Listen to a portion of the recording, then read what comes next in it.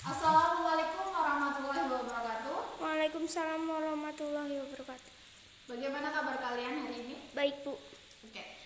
Sebelum memulai pembelajaran pada pagi hari ini, alangkah baiknya kita memulai dengan berdoa. Berdoa akan dipimpin oleh ketua. Silakan. Ya, selesai. Selanjutnya Ibu akan mengabsensi untuk mata kuliah tatap muka pada tanggal 26 Mei 2021. Yang pertama ada Nur Amalina, Hadir. Safira, Hadir. Dwinanda, Hadir. Pak Yoji. Hadir. Oke, hadir semuanya ya.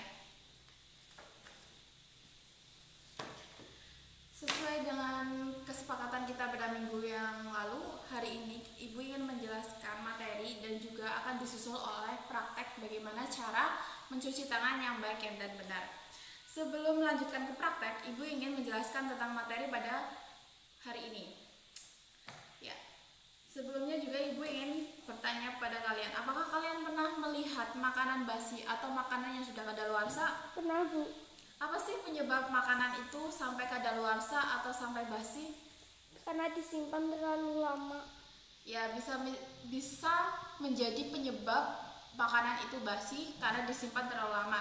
Bisa juga karena disimpan terlalu lama yang mengakibatkan bakteri yang ada di dalam makanan itu sendiri jadi tumbuh, sehingga dapat menyebabkan makanan tersebut jadi kadaluarsa atau jadi basi. Oke, berbicara tentang bakteri, hari ini Ibu ingin jelaskan tentang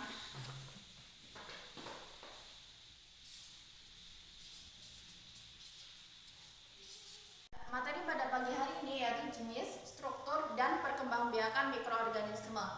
Mikroorganisme merupakan jasad hidup yang mempunyai ukuran sangat kecil. Setiap sel pada mikroorganisme memiliki kemampuan untuk melangsungkan aktivitas hidupnya, antara lain dapat mengalami pertumbuhan, menghasilkan energi, dan bereproduksi. Di mikroorganisme terdapat jenis-jenis mikroorganisme. Jenis-jenis mikroorganisme yang pertama itu ada bakteri. Bakteri biasanya menyebabkan penyakit pada manusia. Dalam perkembangannya, bakteri membutuhkan makanan, udara yang lembab, dan juga temperatur yang tepat.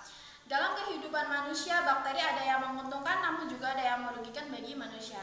Di sini Ibu ingin mencontohkan bakteri yang dapat menguntungkan bagi tubuh manusia. Yang pertama, Ibu membawa Yakult. Yakult bahan bakunya terbuat dari susu. Jenis bakteri yang berperan yaitu Lactobacillus casei. Yang kedua yaitu ada yogurt. Yogurt bahan bakunya sama seperti Yakult, yaitu susu, tetapi jenis bakteri yang berperan itu berbeda. Jenis bakteri yang berperan dalam yogurt yaitu ada Lactobacillus bulgarius. Yang ketiga ada mentega. Bahan baku yang di dalam mentega yaitu ada susu. Jenis bakteri yang berperan yaitu Streptococcus lattice. Yang selanjutnya yang tidak Ibu bawa itu seperti nata de coco, asam cuka, terasi, dan lain sebagainya. Jenis mikroorganisme yang kedua yaitu ada virus. Virus merupakan organisme hidup yang paling kecil yang bahkan kita tidak bisa lihat ketika kita menggunakan mikroskop. Biasanya virus ini menyebar lewat media air dan makanan. Sebagai contoh virusnya yaitu seperti virus hepatitis, virus polio, penyakit campak, dan virus influenza. Di sini paling yang biasanya kita dengar yaitu penyakit campak. Iya tidak? Kalian pernah mendengar penyakit campak tidak? Pernah, Bu. Ya, penyakit campak merupakan penyakit yang disebabkan oleh virus paramikrovirus. Banyak penyakit ini menular lewat ludah si penderita itu sendiri. Masa inkubasi penyakit ini yaitu 10-14 hari. Penyakit ini gejalanya seperti panas, hidung berlendir, batuk, tenggorokan sakit, nyeri pada otot, dan mata menjadi merah. Itulah sebabnya saat kita kecil kita mendapatkan vaksin campak ketika kita masih bayi. Itu untuk mencegah kita terjadinya penyakit campak. Oke. Yang ketiga itu adalah parasit. Parasit adalah hewan perenik yang dapat menurunkan produktivitas hewan yang ditumpanginya. Parasit dapat menyerang manusia maupun pada hewan. Parasit biasanya ketika menyerang pada manusia yaitu menyerang pada kulit manusia itu sendiri. Parasit akan menggunakan jaringan organisme lainnya untuk kebutuhan nutrisi mereka. Yang keempat itu ada jamur.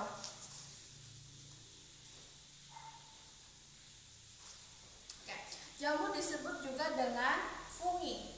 Jamur pada umumnya adalah jasad yang berbentuk benang, multiselular, tidak berklorofil. Peranan jamur dalam alam sangat besar. Ada yang merugikan dan juga ada yang menguntungkan bagi manusia. Jamur yang dapat menguntungkan seperti jamur merang yang berguna sebagai bahan pangan berprotein tinggi. Ada juga seperti Rhizopus dan Mucor berguna untuk industri bahan makan yaitu dalam pembuatan tempe maupun dalam pembuatan oncom. Biasanya jamur tidak menyebabkan penyakit pada manusia, tetapi menyebabkan kerusakan pada makanan itu sendiri. Makanya kita biasanya melihat makanan itu berjamur. Namun apabila bahan makanan yang sudah tercemar jamur yang merugikan dapat dikonsumsi oleh manusia itu sendiri, itu juga akan mengakibatkan penyakit pada manusia. Sehingga ketika kita menjumpai makanan yang di dalamnya ada jamur, kita membuang bagian jamur yang sudah tercemar itu sendiri, sehingga bahan makanan lainnya yang masih benar itu tidak tercemar jamur sehingga bisa dikonsumsi. Selain jenis-jenis mikroorganisme yang ada 4 ini, yang kelima itu ada ragi. Kalian pernah mendengar ragi tidak? Pernah, Bu. Ya, ragi itu biasanya dibuat atau bahan penggunaan ketika kita membuat bakery. Ketika kita membuat bakery biasanya kita akan membutuhkan ragi. Ragi atau yang disebut sebagai yeast dapat menimbulkan keuntungan sekaligus dapat merusak pada makanan. Ragi biasanya bereaksi jika ada karbon dioksida. Struktur dari mikroorganisme yang pertama itu ada bakteri. Struktur dasar sel bakteri yang di sini ini sebagai contoh struktur dasar dari bakteri yang pertama ada sitoplasma.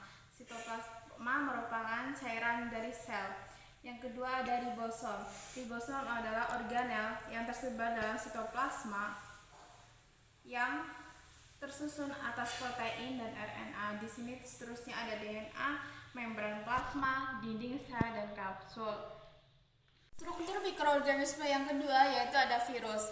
Kita dapat merasakan kalau tubuh kita sakit terserang virus tanpa dapat diketahui bagaimana virus itu masuk ke dalam tubuh kita. Karena apa? Karena ukuran virus itu sendiri sangat kecil, bahkan lebih kecil dari bakteri itu sendiri. Tubuh virus yaitu terdiri dari kepala, kulit, isi tubuh, dan serabut ekor. Di sini ibu yang dicontohkan yaitu serabut dari ekor itu sendiri. Ekor virus ini merupakan alat penancap ke tubuh organisme yang diserangnya, sehingga dapat menyebabkan kita sakit. Itulah alasannya kenapa kita sakit, karena virus itu menancapkan ekor itu ke ke organismenya. Struktur yang ketiga yaitu ada jamur. Struktur jamur atau fungsi lainnya yaitu ada dinding sel dan hifa. Jamur tidak memiliki klorofil. Sel pada jamur ada yang uniseluler dan juga ada yang multiseluler. Jamur multiseluler terbentuk dari rangkaian sel membentuk benang seperti kapas yang disebut dengan hifa, seperti ini. Hifa ada yang berfungsi sebagai pembentuk alat reproduksi untuk jamur itu sendiri. Kelima yaitu ada ragi. Ini merupakan struktur dari ragi. Struktur ragi antara lain yang pertama itu ada dinding sel. Sedangkan dinding sel itu terdiri dari selulosa kamir, protein, kitin, dan lipid. Selanjutnya ada membran sitoplasma, inti sel, vakuola, mitokondria. Perkembangbiakan mikroorganisme. Perkembangbiakan mikroorganisme yang pertama itu ada bakteri. Bakteri umumnya bereproduksi atau berkembang biak secara aseksual atau tidak kawin dengan cara membelah diri. Reproduksi bakteri secara aseksual yaitu dengan cara pertukaran materi genetik dengan bakteri lainnya. Pertukaran materi genetik ini biasanya disebut dengan rekomendasi DNA. Perkembangbiakan mikroorganisme yang kedua itu ada virus.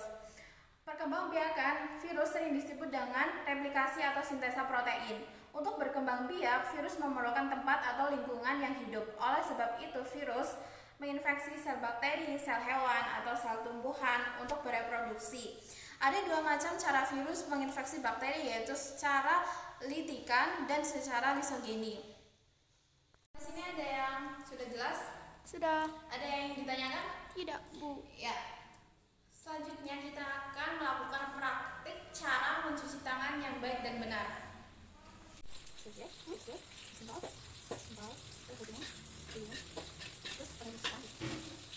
Terus sebelum apa? Tali itu matiin. Oh, silakan. Silakan ini selesai kotoran. Ini selesai matiin. Wah, wajib.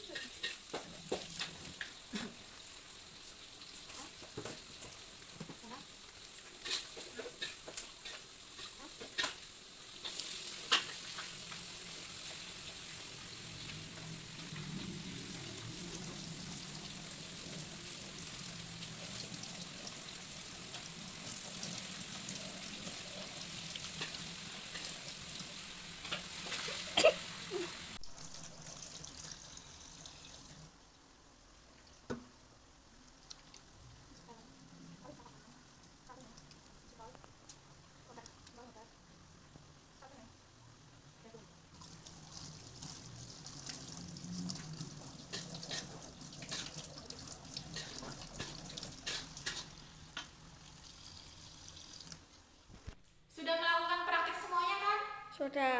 Oke, jika sudah, ada yang ditanyakan lagi tentang jenis struktur dan perkembangbiakan mikroorganisme? Tidak. Jika tidak ada, maka ibu yang akan bertanya. Apa sih itu mikroorganisme? Merupakan jasad yang paling kecil. Ya, lebih tepatnya tetapi lebih tepatnya mikroorganisme merupakan jasad hidup yang mempunyai ukuran paling kecil atau ukuran sangat kecil.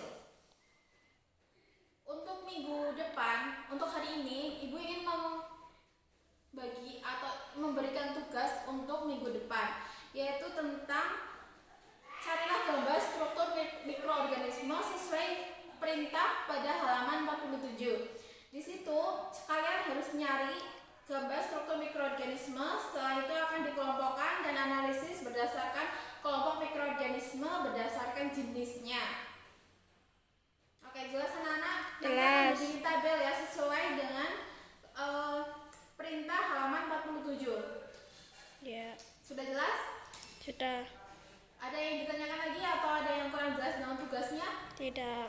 Oke, jangan lupa dikerjakan, minggu depan akan dikoreksi atau akan dipresentasikan.